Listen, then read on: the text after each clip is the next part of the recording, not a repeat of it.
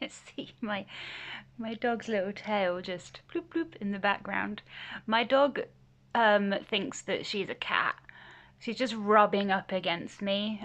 She was kind of raised by two cats, and I think like we used to live with someone who had two cats. She's a weirdo. She does not know that she's a dog. But yeah, that's what that is.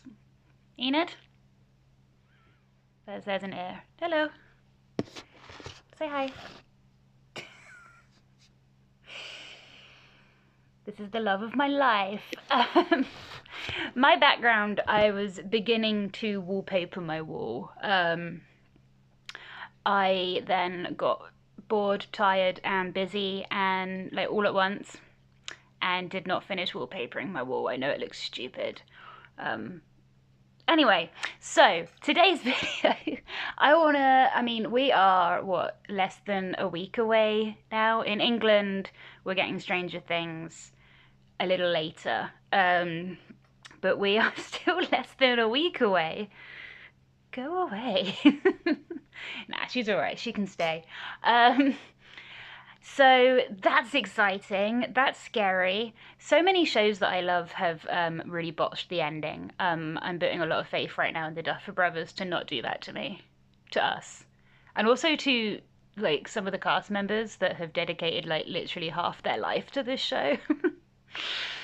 Just don't fuck it up. I'm praying. I'm holding a tea, so I'm praying. Don't know who I'm praying to. Anyway, season 1 of Stranger Things was very heavily influenced by the 1982 movie Poltergeist, a movie I adore. And yeah, I think the parallels are very evident. If you have not seen Poltergeist, here's some spoilers. Little girl taken away from the family. Mum's communicating with the kid through the wall, through the television, the static of the television. This kid's being hunted in this other world by the beast. And, well, it's Will. Robbie Freeling as well, the middle child, the boy of the family, has a striking resemblance to Will Byers, in my opinion. If you have seen the first 5 minutes of Stranger Things, season 5, there is a tree involved, and there is definitely a tree involved in Poltergeist. There's a tree involved in season 1 as well, when Nancy is climbing into the tree, which I still think was it was a decision, Nancy. It was I think I watched the cast doing the rewatch, and even Natalie Dyer was just like, yeah, just go climb in the tree, Nancy. I think even when I first watched that, I was like, why is she climbing into the tree? But anyway, the tree in the Poltergeist does suck Robbie into it at some point. This tree is possessed by the ghosts, the poltergeists, haunting the Freelings' house. The costumes for particularly the Wheelers were heavily influenced by the Freeling family, and the Wheelers in general, on a recent rewatch of the Poltergeist. I don't know why I'm saying the Poltergeist, of Poltergeist for Halloween. I love watching it at Halloween.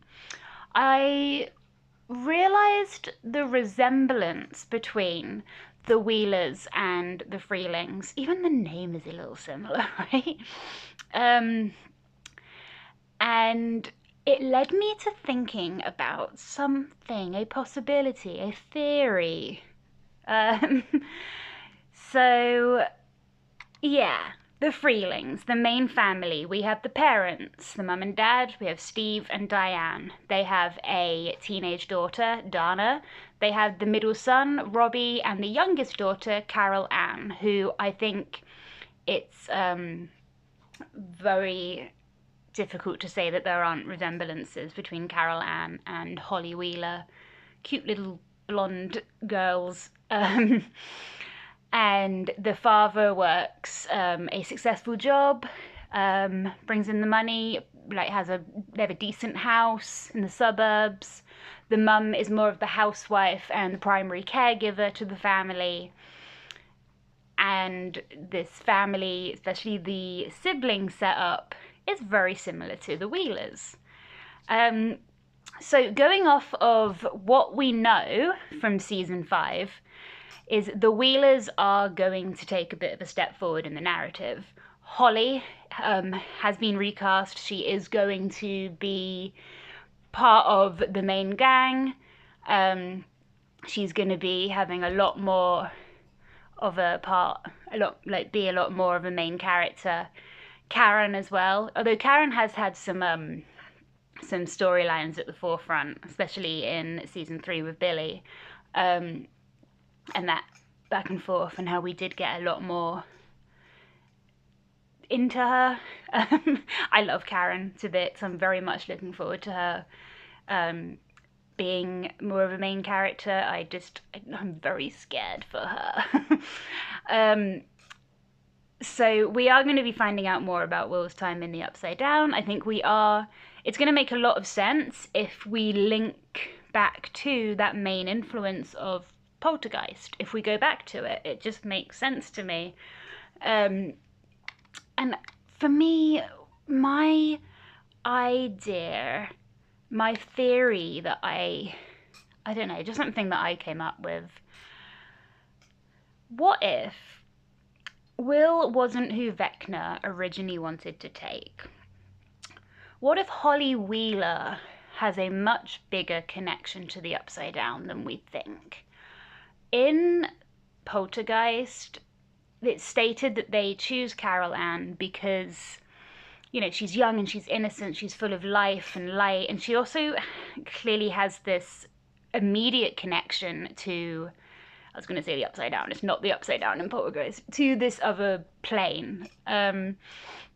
She's communicating with the Poltergeist through the TV and through the lights and everything before her family would ever notice. They just think she's being a very strange toddler. Holly, in that first season, has a connection to the Upside Down. I think we gloss over this too much, maybe. Or maybe I gloss over it too much. Maybe other people are already on this. She not communicates, but she definitely has a connection with the lights in the Buyer house. Later on in season 3, she's also the first person who notices the trees are moving, because the mind flare is coming through the trees. It's not the mind flare then, is it? It's the blob of all of the people. Gross. Season 3 still makes me go, yeah. Some of the visuals in that. I am doing a rewatch at the moment. I'm halfway through season 4 and a little worried that I'm not going to finish it in time. I'm going to have to commit a lot of time to this. If I take a week off work, I have to catch up with Stranger Things. That I've already seen like 3 times. But yes, she sees that, her parents don't. She just does have this connection, and I think we're definitely going to find out more about that. I think there's a lot of theories and ideas that she's going to be taken by Vecna, which makes a lot of sense, and would also very obviously bring the Wheelers to the front of the story. Nancy, Mike would be, poor Mike, if that happens after like his best friend also being taken, like that boy's going through too much. But they're all going through too much. I need them to have some kind of really cheesy epilogue afterwards where they're all just happy. But yeah, as I say, I'm very happy to see Karen and Cara Bueno on my screen, because she's great. She's also very nice to look at. But I do have a feeling, I still haven't gotten to what I was theorizing, have I? I do have a feeling that we are going to echo Poltergeist in a way that I won't like.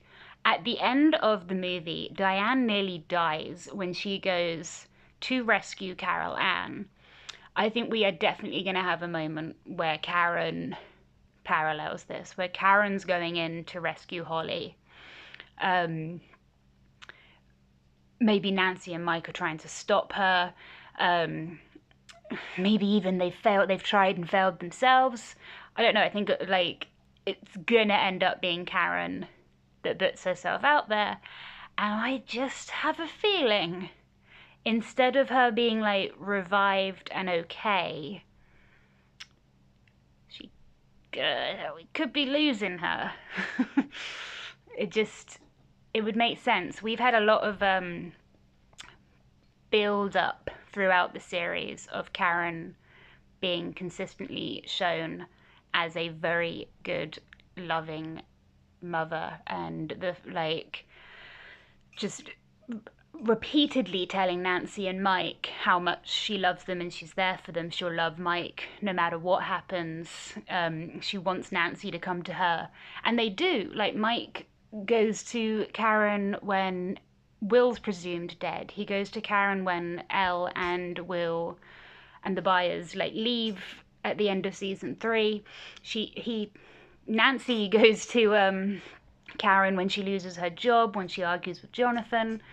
Like, there's such a strong bond that has been building up and up for 4 seasons. So it would be horrible for so many of those characters to lose Karen after everything that she's been through. Even in season 3, we get that moment of, you know, she could get with Billy. Like, all the mums fancy Billy, everyone fancies Billy. And she makes a decision because she loves her family so much to stay with them and to not meet up with Billy at the motel. Like, to, you know, like, in a different way, to sacrifice her happiness for her family. And is season 5 going to be her sacrificing more than just her happiness for her family?